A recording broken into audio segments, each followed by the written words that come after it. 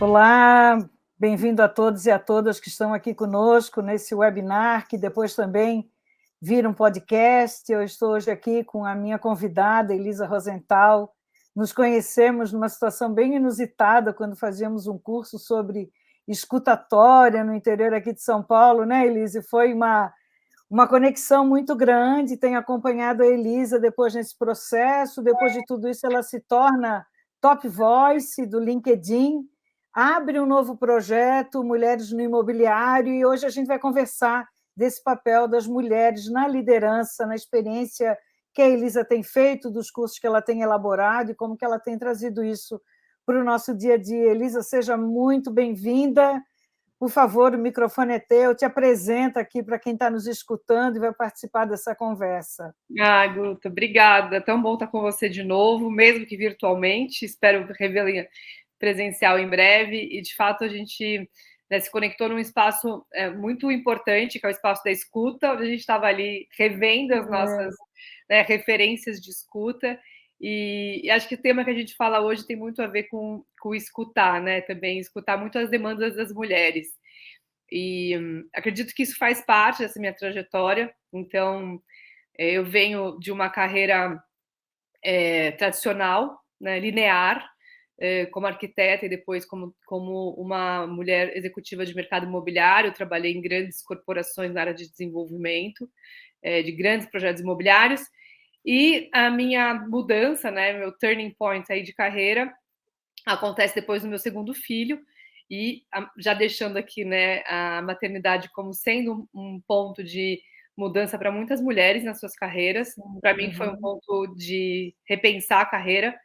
E foi então quando eu resolvi empreender no mercado imobiliário como mulher. Já foi um grande desafio, me vi muito sozinha.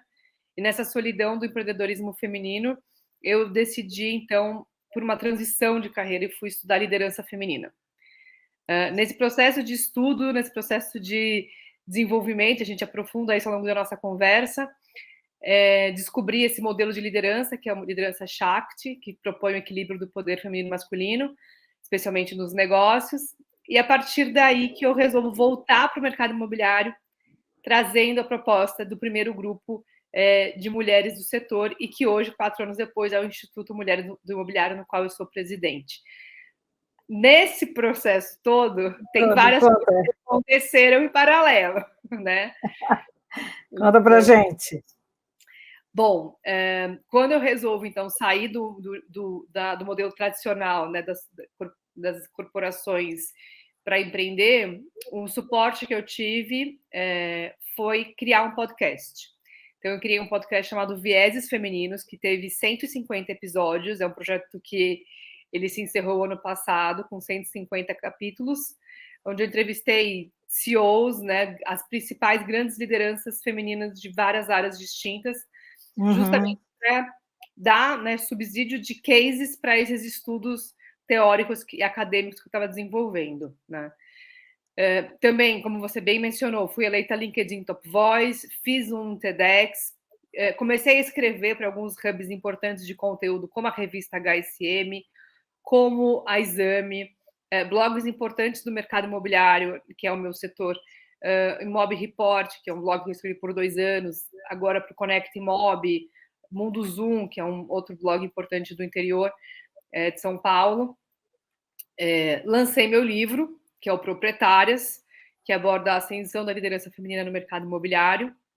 Tenho 2 cursos já lançados pelo LinkedIn, que é no LinkedIn Learning, 2 cursos de mulheres da liderança que somam mais de 22 mil alunos, os 2. E que bacana. Um spoiler aqui, que essa semana devo lançar o 3º curso pelo LinkedIn, completando a trilogia, falando sobre mulheres na inovação, que é um tema super do seu ecossistema, a sua vai curtir. É a nossa área, né? Conta para nós, Elisa, qual é a maior problemática que tu encontrasse nesse papel da liderança feminina frente ao imobiliário? Desde que eu acompanho os teus projetos, eu tenho visto assim, eu digo, qual é hoje o problema que nós temos ainda que pautar a mulher dentro do imobiliário? Quais são os maiores problemas que elas enfrentam? Por que criar um grupo específico sobre isso? Como é que esse mercado funciona, eminentemente masculino?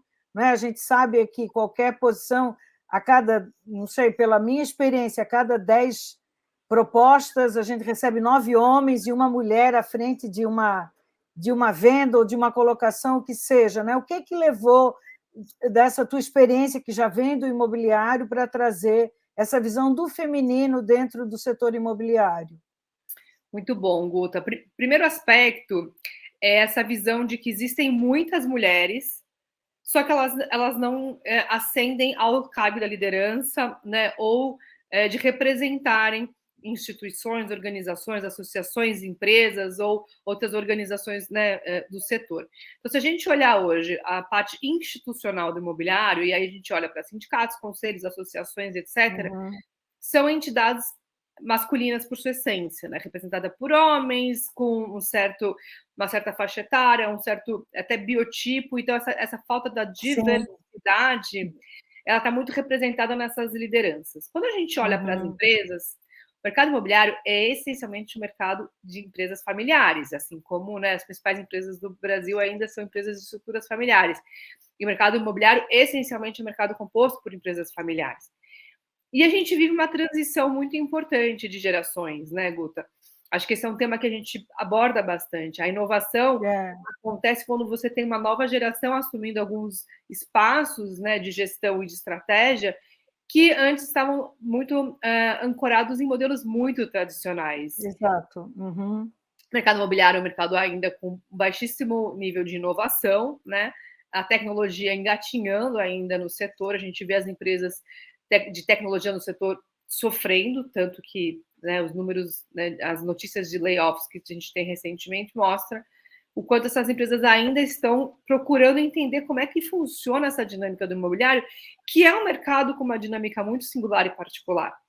E aí as mulheres, elas têm alguns obstáculos, né? Eu vou listar aqui 3 deles para a gente poder ter uma identidade mais clara.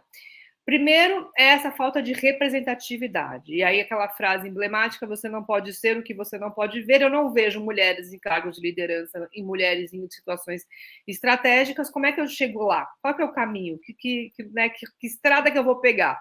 Tem que criar a estrada para isso, né?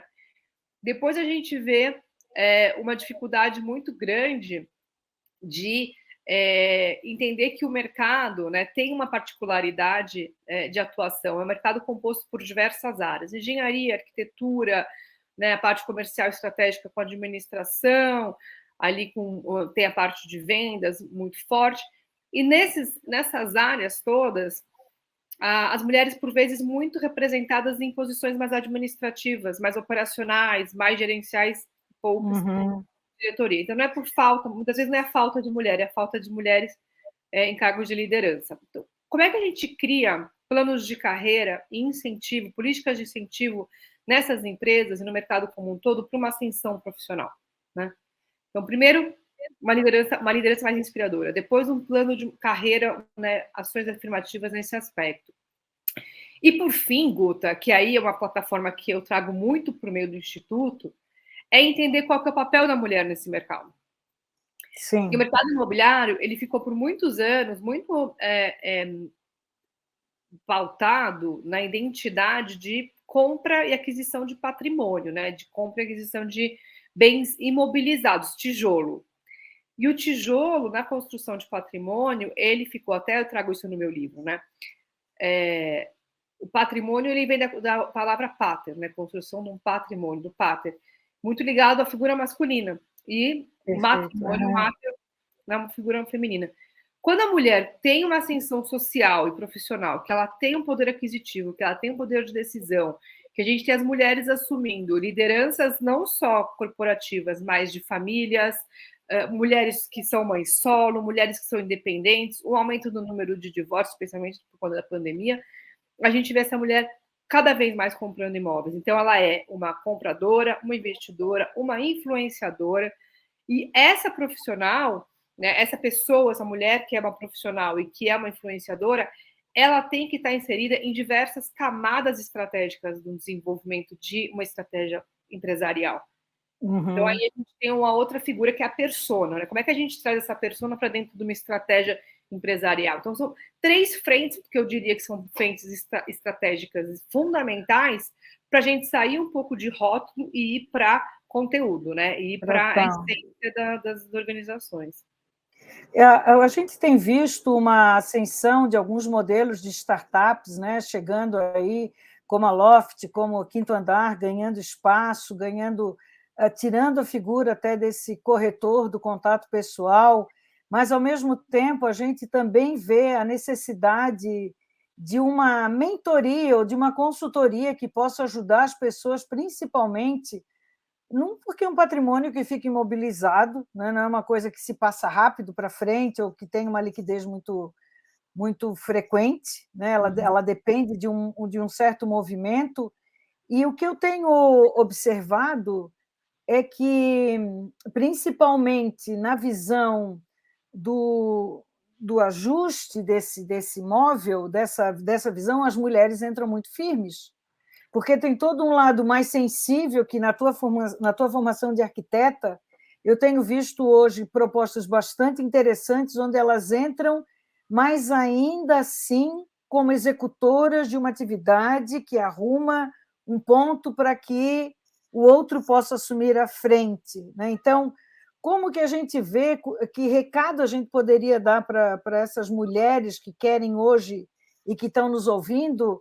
Qual seria o caminho a seguir, ou que estratégia, principalmente dentro de empresas familiares, Elisa? Porque normalmente começou pelo pai, né? Realmente é o pai que vem, aí esse pai, se tem um irmão, um filho mais velho, ele direciona, e essa mulher vai ficando sempre um pouco à deriva desse processo, né? Qual é o caminho? O que ela deveria fazer? Qual é a recomendação que a gente poderia dar, já que ela não tem essa referência de base, não tem a quem olhar, né? A gente não vê grandes empresárias, donas de imobiliárias, né? Ou à frente, que eu diria hoje, à frente de grandes reformas, porque para mim isso também está um pouco junto, esse processo não só da compra do imóvel, mas também a transformação desse imóvel, né? Como que a gente poderia dizer assim, nessa busca, nesse olhar, que a gente poderia dar como orientação a quem está nos ouvindo? Assim? Muito bom, você trouxe vários aspectos, né, na tua pergunta. Então, no começo, essa visão dessas empresas que entram no mercado para fragilizar o modelo da comercialização. E aí é um ponto nevrálgico, é um ponto de uma ampla discussão, dá para abrir aqui uma outra janela e conversar para caramba sobre então, isso. Vamos começar por essa, gente. Fragilizar o mercado, Elisa, nunca tinha ouvido falar disso. Porque assim, o que acontece, né? A gente trouxe Quinto Andar e Loft como referência. São 2 plataformas que realmente transformaram, né? Acho que existe mercado imobiliário antes e depois, não tem dúvida que foi um ponto de transformação. Os layoffs, eles também foram refletidos muito nessas empresas. Só a Loft demitiu ali milhares de pessoas, mostrando aquilo que eu comentei no começo, né?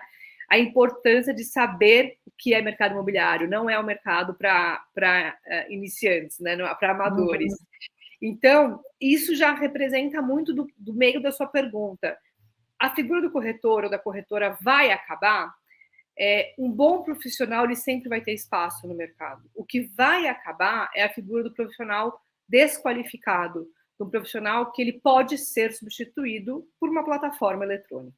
E isso em qualquer setor, né, Guto? A gente sabe que quando a gente fala de inovação, de inserção de inteligência artificial em mercados, esse é um debate, né, muito, muito do momento. Então, se você é um profissional, uma profissional que não investe na sua carreira, que não traz um diferencial na sua forma de conduzir uma venda, uma intermediação, uma negociação, ou qualquer outra colocação que você faz nesse processo de jornada de compra e venda de um imóvel, você vai ser substituída, ponto final, porque aí uma máquina resolve mais barato, mais eficiente, mais rápido, e não tem o que discutir. Agora, se você traz argumentos, elementos, habilidades, que são habilidades que são insubstituíveis ou são complementares com uma eficiência, uma inteligência artificial, aí você tem grandes chances de prosperar. Então, é nessa visão que eu acho que essas plataformas transformaram o mercado. Elas mudaram, elas tiraram muita gente de uma zona de conforto, né, de um espaço de estagnação, e trouxe uma necessidade de digitalização de processos e de mentalidade. Então, quem não tinha mentalidade digital, até a entrada dessas plataformas, precisou ter. Porque muita gente podia, antigamente, achar que o modelo tradicional, analógico, funcionava. E funciona. Não vou discutir isso, porque a gente vive um momento de 6 gerações com poder aquisitivo. Então, se você for conversar eventualmente com baby boomer, né, ou com uma geração que tem uma cultura mais analógica, pode ser que funcione. Mas isso vai acabar. Essas pessoas, elas têm prazo de validade, como diz o Validade.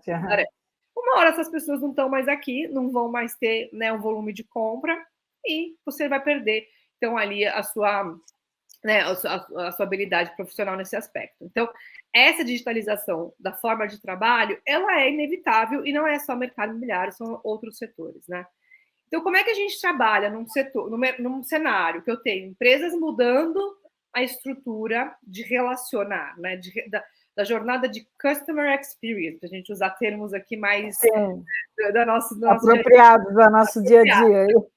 Né? Eu mudo todo um CX com base em tecnologia. As plataformas entraram com tudo, movendo, né, quem estava ali parado no modelo tradicional analógico a se digitalizar e a entrar nesse perfil novo.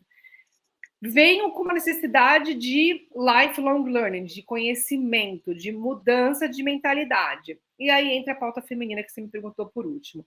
Como que as mulheres enxergam, então, um papel e uma oportunidade nisso?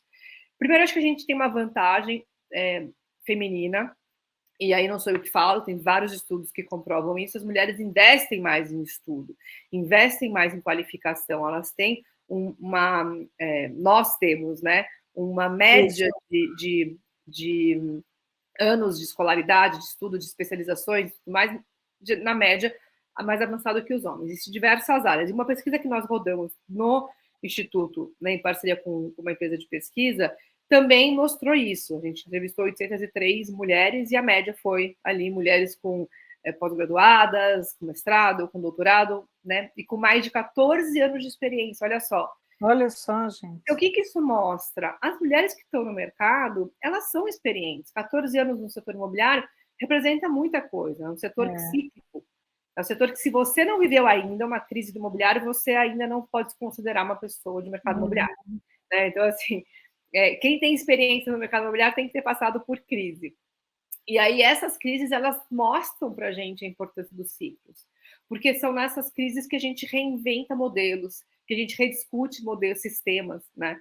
E agora a gente está rediscutindo, né, nesse momento, que é um momento também de crise, rediscutindo modelos do quanto que essas super startups, super empresas de tecnologia, de fato, né, se propõem a terem soluções e modelos vencedores, né? Até onde essas empresas elas estão ali entendendo de fato de mercado, né?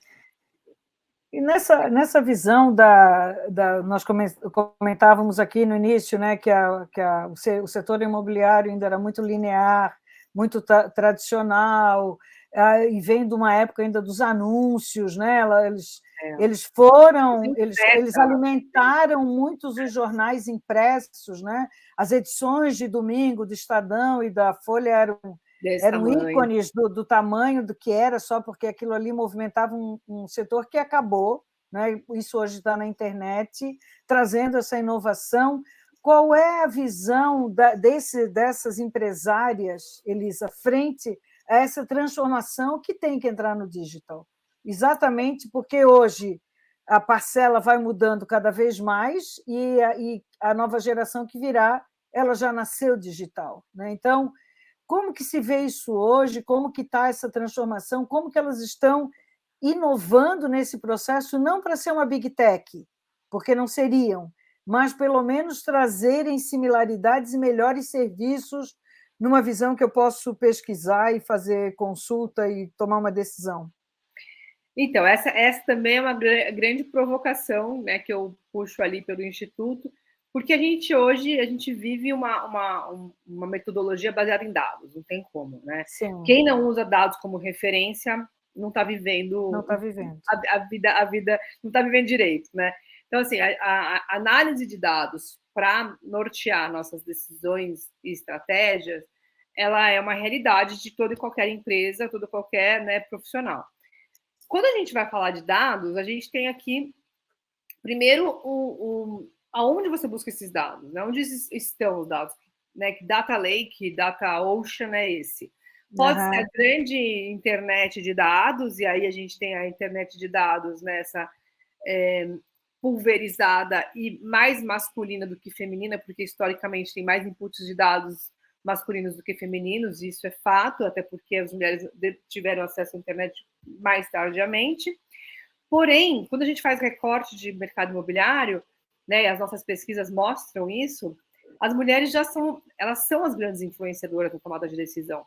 Uhum. Né? A gente tem pesquisas que mostram que 62% dos homens compram imóvel baseado na influência da mulher. A mulher visita menos os estandes de venda porque pesquisam mais em portais e usam mais o serviço de corretores imobiliários. Quando você soma esses dados e entende o papel da mulher, como eu falei no começo, né, como compradora, influenciadora, investidora, você não tem como ignorar, Guta, porque é um pensamento estratégico e a gente sabe, porque nós somos mulheres também da literatura e da academia, a gente sabe que diversidade, né, equidade e ambientes inovadores que são pautados em diversidade são mais lucrativos. A gente sabe isso por estudar academia e por estudar das pesquisas e saber isso por base de dados. Como é que eu trago a teoria para a prática? Mostrando para as empresas e para as pessoas que atuam nesse setor que o uso de dados estrategicamente vai te trazer retorno nesse sentido, né? Então, esse é um caminho para ser trilhado, e as mulheres precisam estar, né, em mesas estratégicas de tomada de decisão, porque a análise a visão dessa análise de dados, ela precisa partir também de uma mesa diversa, né? E vocês hoje têm, o Instituto hoje presta algum serviço nesse apoio do Analytics, da formação, de captura desses dados, de criar um grande banco de informações que possa servir ao setor? O que o Instituto tem feito hoje nesse sentido para apoiar? Porque, às vezes, eu tenho uma imobiliária, sou pequeno, não tenho um conhecimento digital muito forte, e aí não faço porque não sei como captar. Mas, se eu tenho hoje um grupo, esse grupo se torna muito mais forte, pode levar a uma decisão, pode ajudar a não ter aquilo que eu falo, né, Elisa? A inovação pressupõe colaboração e não competição, né? Eu sempre digo, enquanto a gente tiver ambientes competitivos, a gente tem escassez. Quando a gente começa a trabalhar com a colaboração, todo mundo ganha, né? Então, como que hoje o Instituto se presta ou não esse serviço? Como que vocês têm atuado para trazer essa visão de dados, né? Aquilo que a gente chama data-driven, né? Organizações data-driven, está voltado para dados, né? O nosso data-driven é o nosso papel, digamos assim, social provocador do mercado, que a gente faz como nosso DNA, por meio das pesquisas, né, e por meio dos nossos próprios grupos de discussão. A gente tem lá mais de 1.500 mulheres hoje discutindo nos nossos grupos. Nós temos os nossos pilares de atuação, já vou explicar cada um deles. Agora, em paralelo às ações do Instituto, eu tenho a minha atuação profissional, que, evidentemente, ao longo desse percurso todo que eu comentei, né, da minha carreira, muito do que eu desenvolvo pelo Instituto hoje é aplicado no meu profissional. Então, a minha atuação na consultoria, na gestão, em palestras, em conselhos, né, que eu também sou formada como conselheira pelo IBGC, são formas de usar toda essa experiência com olhar e viés estratégico para essas companhias. Então, falando um pouco de Instituto, como é que nós estamos organizadas, né, hoje? O Instituto tem um conselho consultivo composto por 9 mulheres. Eu sou diretora-presidente.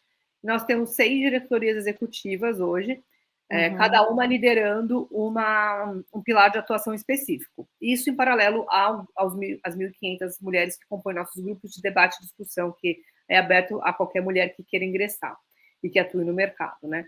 Então, nós temos um pilar, que é um pilar de lideranças estratégicas, que é o nosso think tank amazonita, são diretoras e CEOs de empresas do mercado. Então, ali a gente discute mercado com a alta liderança, né?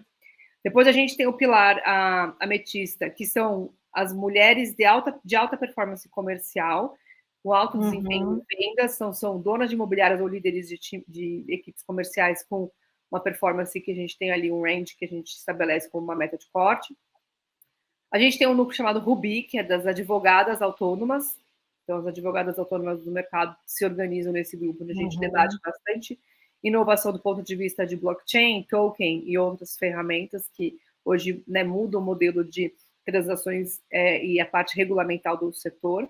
A gente tem o braço Capacita, que é o braço social, né, nossa Social Tech, com programas de inclusão da mulher, seja por meio de bolsas de estudo para corretagem ou em oficinas de capacitação de mão de obra para a construção civil em parceria com o governo do estado, com a CDHU, então a gente tem oficinas para isso. A gente tem agora os núcleos regionais sendo abertos esse mês. A gente vai ter núcleo regional Santa Catarina, Curitiba, Mato Grosso do Sul, Uberlândia e Rio de Janeiro.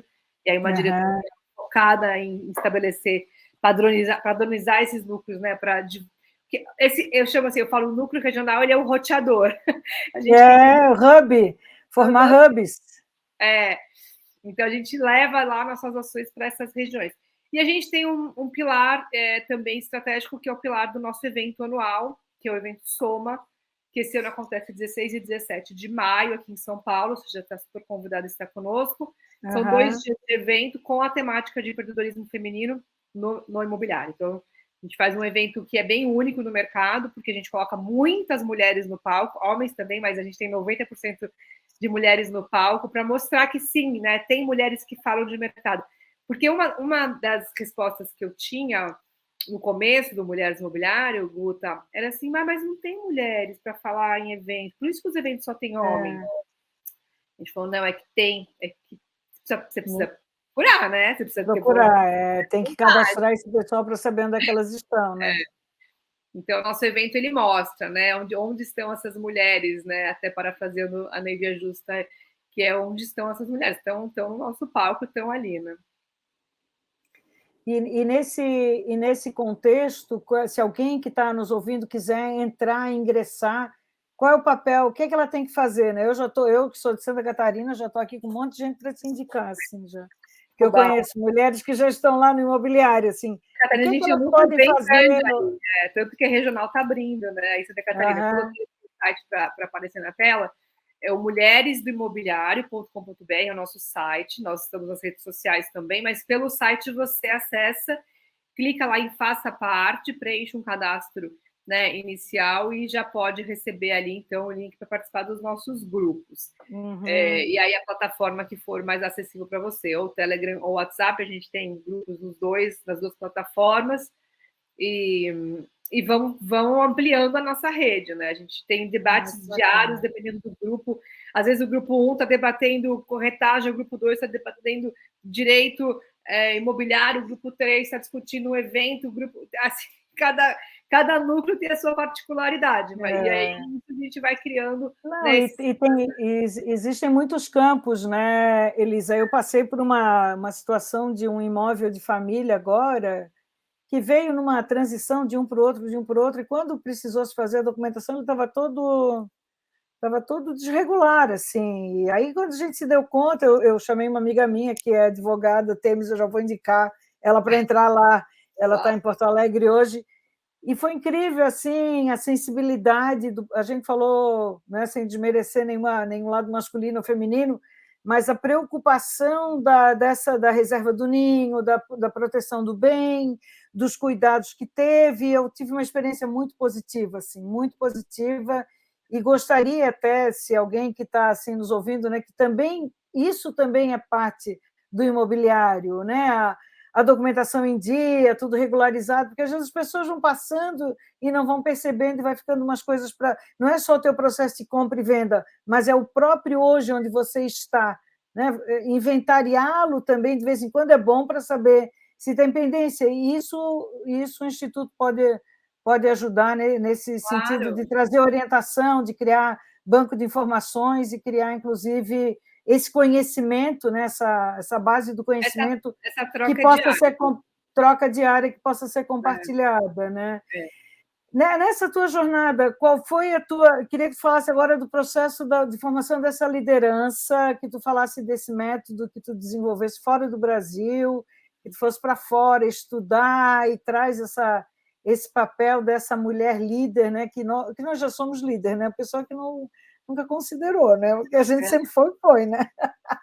Mas agora a gente assume esse protagonismo, que é o assunto que a gente está colocando aqui, sem nenhum viés de querer tirar espaço de ninguém, mas pelo menos ser vista. Né? E aquela condição, eu estava preenchendo um formulário essa semana que dizia que conselho você gostaria de ter recebido na sua infância? E eu fiquei pensando, porque eu sempre fui muito, muito ousada, eu sempre fazia tudo que eu queria, não me incomodava no sentido de que o que é que os outros iam dizer, mas eu diria que um conselho assim que eu daria para qualquer menina hoje, assim, ó, você pode, né? Vá com medo mesmo, mas vai, né? Experimenta essa coisa, porque em muitos sentidos nós vamos sendo moldadas em alguma situação que aquilo é ou não é, pode ou não pode, e aí nos vemos limitadas a uma condição que nos foi imposta, porque naturalmente assumiríamos esse espaço, né? Como é que essa formação hoje de líderes femininas, que esse trabalho que você vem fazendo, que vem a ser essa liderança Sattva? Shakti. Estou até com um livro aqui em cima que eu estava pegando uma referência dele, né? Um livro que vai ser acesso a vários momentos e tal. Vou mostrar aqui, ó, Shakti, que é assim que você... Liderança então, Shakti. o equilíbrio do poder feminino e masculino nos negócios, que acho que foi esse título aqui, esse subtítulo que mais me chamou a atenção, né? Porque aquela história, o que é Shakti, né? O que é isso Shakti. e tal. E a gente que vive no mundo... Qual a origem dessa palavra Shakti, para quem está nos ouvindo? Shakti é uma palavra, né, da Índia, uma palavra do hindu, que significa essa essência feminina, né, essa energia feminina. Mas é uma energia vital, e aí tem todo um entendimento do porquê que a liderança é Shakti, né? Porque Shakti é aquela energia que faz a flor abrir, né, as estações do ano, né, o sol amanhecer. Então, essa energia vital, que é uma energia feminina, porque é uma energia que vem do nascimento, né, de dar à luz, é a energia que a gente traz, então, para esse entendimento de uma liderança que inspira, que floresce, que nutre. Então, tem todo um entendimento dessa forma de exercer uma liderança por meio dessa visão do Shakti, que ela, uma vez que eu conheci, né, eu conheci o Raja Sisodi, depois o Nilima Bhatt, me atraiu no sentido de entender, né, no momento que a maternidade, para mim, foi um impulsionador do empreendedorismo, o que mais da maternidade eu podia extrair desse aspecto? E a liderança Shakti me respondeu sobre isso, né? Então, eu faço parte de uma fellowship mundial, que ali tem, enfim, mulheres do mundo todo, a gente tem mais de 60 mulheres em vários lugares do mundo, assim, literalmente, da China à Califórnia, mulheres do mundo todo, onde existem encontros e debates sobre assuntos diversos, né, da questão feminina, da questão da mulher, de empresarial e outros debates diversos que a gente se propõe a colocar para o grupo. Claro que, né, tem a formação toda, são 9 meses de curso, tem um projeto específico, você tem lá toda uma metodologia aplicada. Então, esse curso, ele me deu muito embasamento para entender, né, o que é essa liderança e como é que a gente aplica, como é que a gente estimula ela para ter um exercício de uma liderança consciente, que eu acho que é a base disso tudo, que é o capitalismo consciente, é ter consciência, né, daquilo que a gente faz, do que nós somos. E aí, acho que o conselho que eu daria, eu ri na hora que você falou de conselho, porque eu tenho dado esse conselho para muita gente, mas o conselho que eu daria se você casar, não mude seu nome. Ai, Elisa, eu passei o mesmo problema. E olha, isso é um tabu, pouca gente fala, mas eu tenho falado dele de uma forma mais aberta, porque vivi isso recentemente e acho que é uma tradição que precisa ser refletida, repensada, discutida e aí exercer uma liderança consciente, né? Que consciência é essa de mudar o nome por conta, né, de um relacionamento que você espera que seja eterno, mas a gente sabe que a maioria não é. acho que esse é um conselho, né? Tem muita liderança por trás desse conselho e os reflexos que isso traz, né? Não, isso marca muito. Eu passei pela mesma situação, eu tive que negociar a mudança, ficou 2 anos o meu nome antigo ainda para poder fazer a mudança, porque era quase que eu buscar uma nova identidade de resgatar aquilo que eu era, né? Então, realmente esse conselho é bárbaro, não precisa associar a nenhum outro nome a sua essência, né? Porque como você se chama, eu sempre gosto de dizer, qual é a sua chama, né? Aquilo que brilha, aquilo que é, né? Então, excelente esse ponto aqui, né? Somos o que somos na nossa essência desde o nosso nascimento, quando a gente opta também por essa estrutura de família e onde a gente vem, né? Então, eu acho isso incrível, assim, né? Nessa posição de que hoje é dado chance, e eu tenho visto muito isso, eu sempre fui muito impetuosa numa geração que onde as mulheres, e eu fico olhando assim, a gente era realmente treinada. Já estou uma geração mais nova, Elisa, mas eu fui treinada literalmente para ser dona da casa, né? Quando falas da maternidade, essa coisa do nutrir esse ninho era onde a gente era treinada para aquilo ali, né? Toda era uma função e de repente não é que eu quero assumir um lado do pater, do masculino, mas é possível a gente transitar em todas as esferas e parece que às vezes isso ainda não é muito claro para muitas mulheres, né? Porque isso vem se considerar todo um processo geracional e de ancestralidade, é preciso parar e fazer uma expansão da nossa consciência, né? De trazer esses outros olhares daquilo que é esse universo gigante que está aí, mas que nos deram um cercadinho, né? Nos deram alguns limites, né? Então, dentro dessa filosofia que vocês têm trabalhado, como que vocês trazem isso hoje para as organizações? Uma coisa foi a tua formação, né? Mas no prático, assim, como que, se alguém se interessar, quiser chamar, é só para as mulheres, ou se ele trabalha o masculino e feminino também pode ter homens, né? Nesses workshops que vocês executam? Como que vocês levam isso hoje para pulverizar, para compartilhar, para empoderar a quem está recebendo a informação, né? Então, nossos eventos são abertos ao público amplo, independentemente da identidade de gênero, né? O nosso público do evento para quem quiser, né, ouvir mercado imobiliário, ver mercado imobiliário de uma ótica inédita, que é o nosso jeito de olhar mercado imobiliário por essas vozes femininas. Então, é totalmente aberto os eventos e os painéis que nós fazemos online, né? Os grupos fechados são grupos exclusivos para quem se identifica como mulher. Então, esses grupos, no nosso questionário de entrada, a gente pergunta: você se identifica como mulher, você faz parte. Então, a gente deixa essa abertura, né, para pluralidade de identidade de gênero, desde que a pessoa entenda que a gente está ali num grupo para a identidade, né, de quem se vê como mulher, e assim a gente continua nesses grupos mais fechados, porque ali é um grupo que a gente quer discutir assuntos que a gente possa ter, né, conforto e liberdade para falar. E acho que esse é um aspecto interessante, né, dos grupos femininos, porque eles abrem espaços de discussões que, às vezes, em grupos mais mistos, a gente talvez não se exponha tanto, né, com a nossa opinião, a nossa visão, do que nesses grupos mais específicos. Para as empresas, nós temos, pelo Instituto, um pilar de consultoria focado em diversidade e liderança feminina, ao qual eu presto, né, essa consultoria em liderança feminina pelo Instituto, tá? Agora, nas minhas atuações profissionais, eu faço muita estratégia de negócios, orientando, né, com a experiência que eu tenho de mercado, né, de anos de mercado, mais experiência de mulheres imobiliárias. Então, depende do momento que eu estou, eu faço muita consultoria por, né, períodos mais extensos. Essas empresas, elas acabam recebendo ali uma certa célula de inovação com esse trabalho. Elisa, tu falasse da questão da diversidade, vocês têm mapeado hoje se são só mulheres cis ou se tem trans também?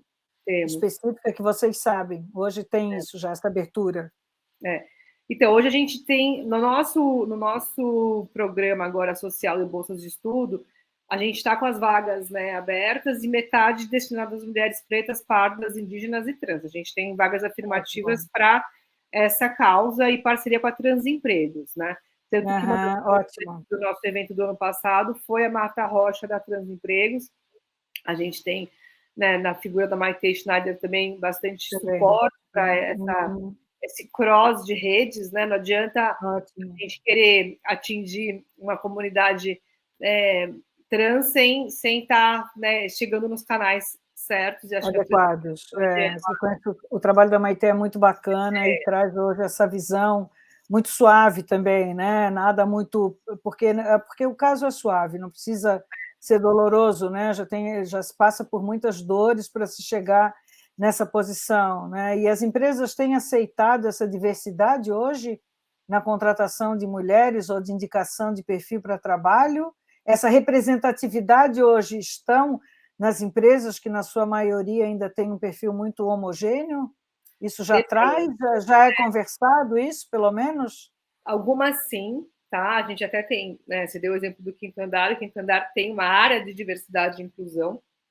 Então, a gente vê empresas que têm hoje áreas destinadas à diversidade e inclusão, programas de diversidade e inclusão, e quem sai na liderança, né, de vanguarda dessa visão são as empresas, né, que se propõem a ser mais tecnológicas, né, e mais recentes no mercado. As mais tradicionais ainda estão engatinhando nesse aspecto, né, até retomando o modelo que a gente falou, empresas mais familiares, mais tradicionais, ainda estão em bases bem mais analógicas nesse aspecto, né, até em modelo de pensamento de como imprimem isso nos seus negócios. Agora, a gente tem visto uma necessidade cada vez maior das empresas se mobilizarem para isso, né? Então, o próprio mercado de trabalho acaba forçando um pouco esse tipo de tomada de decisão, né? E como que é a Elisa LinkedIn Top Voice? Qual é o papel que te cabe nisso? Eu fiquei tão feliz quando eu te vi sendo distinguida por isso, assim, é uma coisa que todo mundo fala tanto, né? Como que tem sido essa tua experiência? Qual é o papel que executa? É só um título? Ou tem algum processo como uma embaixadora desse Não, é um espaço que hoje... título. Na verdade, não é um título, é um reconhecimento, né? Eu acho que mais do que um título, porque o título, né, no final do dia não diz muita coisa, mas é um reconhecimento, né, do seu papel, né, de liderança na área na qual você comunica. Então, por ser, né, a única mulher que tem uma influência de fato no mercado imobiliário por meio de conteúdos, de postagens, né? Eu estou no LinkedIn há muitos anos, né? Assim, até o LinkedIn é uma plataforma que eu estava muito antes do primeiro Top Voice entrar, assim. Então, ali é um lugar que eu estava investindo já, né? De uma forma mais incipiente, e depois imprimindo mais conteúdo direcionado. Acho que essa é uma dica importante para quem ouve, né? Você se posicionar dentro do seu nicho específico. Então, falar de mercado imobiliário por meio de uma, né, protagonismo feminino foi o tom de voz que eu encontrei para me destacar. E nesse destaque, a plataforma reconhece por meio dessa listagem chamada, né, LinkedIn Top Voice. Hoje o LinkedIn tem várias frentes, né? Tem os creators, os influencers, a própria instructor na plataforma do LinkedIn Learning, na qual eu estou também. Sou uma instrutora, né? Posso falar que sou uma LinkedIn instructor porque tem conteúdo lá e amplamente, né, consumido, e agora com esse lançamento dessa semana tendo uma trilogia de conteúdo é muito sólida esse entendimento do LinkedIn em receber meu conteúdo, a minha contribuição. Então, essa é uma troca muito feliz. Eu acho que é um lugar importante hoje, né, de mídia social. A gente vê outras redes sociais, por vezes, mais na moda, menos na moda, mas o LinkedIn se mantém firme ali né, com a sua proposta. Às vezes ele fica um pouco mais carinha mais de face, às vezes ele fica com a carinha mais de vista, mas ele está ali se propondo a falar, né, de ambiente corporativo, então acho que é uma mídia muito válida de se estar. Não, e ele tem uma autorregulação, né? Porque quando o pessoal tenta tornar ele uma rede social muito popular, vem a turma lá mesmo e diz: não é o canal para isso, né? Então, eu acho incrível como ele tem uma maturidade no conteúdo que divulga, e a gente sabe que quando ali é peça outra, aqui o papo é outro. Né? Aqui você tem que ter autoridade, tem que discutir um assunto, tem que falar com profundidade. Não adianta só colocar parabéns, muito bom, que legal, porque essa coisa também Pois é. não vai para frente. Eu fico impressionada assim, com o grau de contribuições e de assertividade. Né? Na minha área, pelo menos, eu fico impressionada com as contribuições que chegam de aprendizado que aparecem ali, né, nesse dia a dia. Liz, eu tenho uma outra pergunta para ti. Como é que está o processo de inovação desse setor no mundo? Vocês se inspiram em alguma localidade em especial, algum espaço, algum país, alguma coisa nesse sentido? Como que vocês têm visto isso? Assim, quem é hoje que seria uma referência ou não tem? Ou a gente está criando esse modelo brasileiro, isso aqui é nosso, com a nossa cara? Não, ou nessas tuas andanças pelo mundo, onde que tu te inspiras Eu vou. o que é hoje uma tendência para o mercado em termos de inovação, de trazer alguma coisa nova? O que se vislumbra aí para os próximos anos? Então, o mercado imobiliário, de uma forma geral, a gente, né, que se denomina mercado do real estate, ele é um mercado que se inspira no modelo americano. Então, em termos de estrutura de mercado, a grande inspiração é o modelo americano, né, do real estate americano, especialmente nas plataformas de comercialização. Então, os Estados Unidos tem o MLS, que é uma plataforma onde você tem uma listagem única de imóveis, que é o grande desejo, né, para os mercados mais organizados regulamentarem até a profissão da corretagem, e a gente ainda está engatinhando muito nisso, né? Assim, para a gente falar de listagem única de imóveis no Brasil, a gente precisa, antes de qualquer coisa, unificar, né, os conselhos regionais, e aí o Brasil, né, é muito grande, são muito Brasis para a gente conseguir isso. Então, nem a longo prazo eu consigo enxergar isso acontecendo agora no setor. Em termos de inovação, de arquitetura, engenharia e desenvolvimento, hoje o grande exponencial é Dubai, por conta, né, do avanço daquela região em termos de construção. É inegável o que está acontecendo ali, é indiscutível, né, o avanço tecnológico de engenharia e arquitetura de Dubai. Se é bom, ruim em termos estéticos, é uma outra discussão. Mas em termos de desenvolvimento, é indiscutível, né? Então, aí a gente tem, né, um olhar mais para o Oriente. Em termos de startup de tecnologia, Israel é um grande exponencial. Estive lá o ano passado, então a gente tem em Israel uma visão, né, o que antes era ali o Palo Alto, Vale do Silício, né, a parte do Califórnia. Hoje a gente já vê também, né, muito em Israel liderando essa frente. Então, depende da área, né? Tem referências bem interessantes para o setor. E a Latinoamérica também tem casos muito, muito bons de mercado imobiliário, né? Especialmente Chile, tem um expoente de inovação bom. É que a gente geralmente quer olhar para fora, né, da América do Sul. Bolívia, Colômbia tem cases de construções, especialmente construções com paredes de concreto, em Bogotá, que acho que foi a vanguarda dessa construção, com paredes de concreto e tal. Então, a gente tem casos interessantes aqui, né, na América do Sul. É que a gente geralmente olha, né, para esse eixo mais Europa e Estados Unidos. E muito Vale do Silício também, achando que tudo demanda dali, né, e não está olhando para outras frentes. Né? O que a gente tem visto e acompanhado também é a evolução que essa visão do imobiliário vai passar também para as cidades inteligentes, né? Porque aí a gente passa a ter outros expoentes de matrizes energéticas e toda a visão da destinação dessas comunidades em ambientes mais saudáveis, mais seguros também, né? Porque isso eu também vejo, né? Como que a gente vai passar essa inovação trazendo também mais segurança aos espaços, né? Onde a gente possa criar espaços de convívio, onde até então se foi perdendo isso daí, né? Nos grandes centros, nesse afunilamento que as pessoas vão ficando isoladas, e aí não existe liderança que dê conta para tirar esse povo todo dentro de casa, e foi uma acentuação muito grande agora, isso foi muito evidente durante toda a reclusão que teve na pandemia, né? Mas, enfim, o nosso tempo aqui está chegando ao final. Elisa, queria... Deixa eu só comentar essa parte de Smart Cities, que acho que tem um ponto bacana aqui, que é pensar, né, agora que eu tenho um chapéu no terceiro setor e um chapéu no segundo setor, eu acho que você tem Smart City, e a gente não pode excluir o primeiro setor também dessa conversa, né?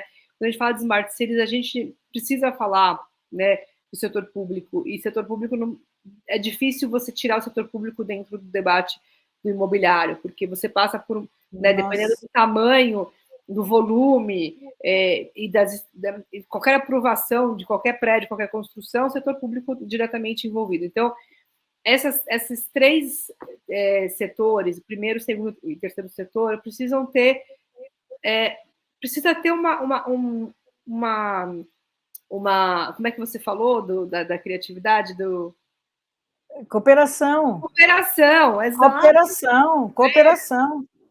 E essa cooperação, né, acho que essa visão dos três setores, talvez ela não seja tão clara para as pessoas. E a gente precisa deixar isso um pouco mais mastigado para entender que a cooperação entre cada setor, né, da nossa economia é fundamental. Se cada um pensar na sua casinha, a gente tem aí a política partidária falida, a gente tem o modelo tradicional empresarial falindo, e a gente tem um modelo também de terceiro setor hoje que já não se sustenta. Então, a gente precisa repensar o modelo mesmo.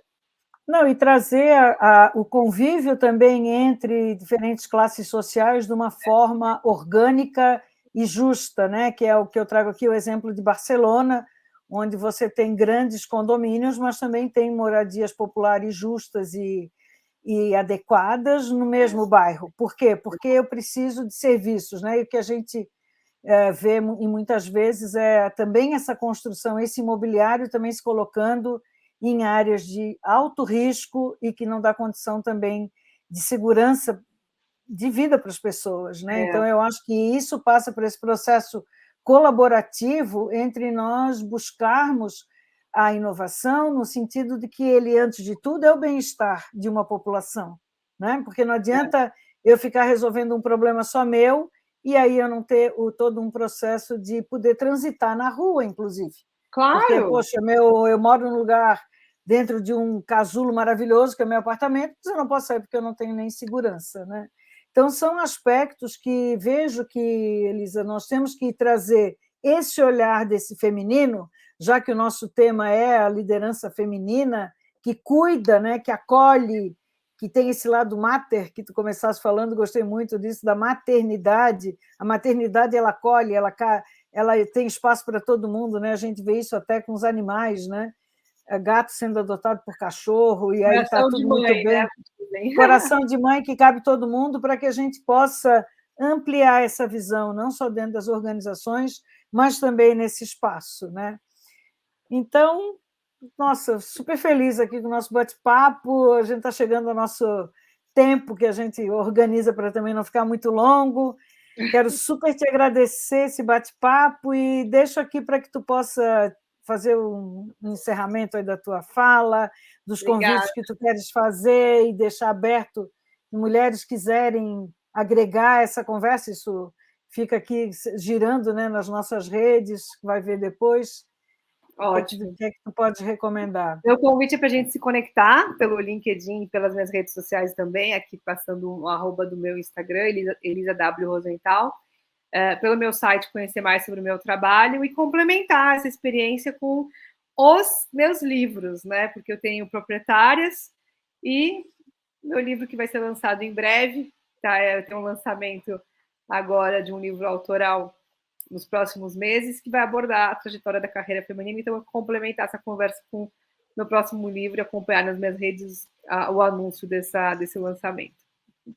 Muito bom. Elisa, querida, gratidão aí por esse nosso bate-papo. que mais mulheres se juntem a essa causa, né, sejam elas onde estiverem, e que elas observem, não troquem seus nomes, primeira dica da Elisa, e a segunda, não aceite um não, né? Vá em frente, mete a cara e vai, passa um batom e vá com coragem, porque tem muito para a gente fazer.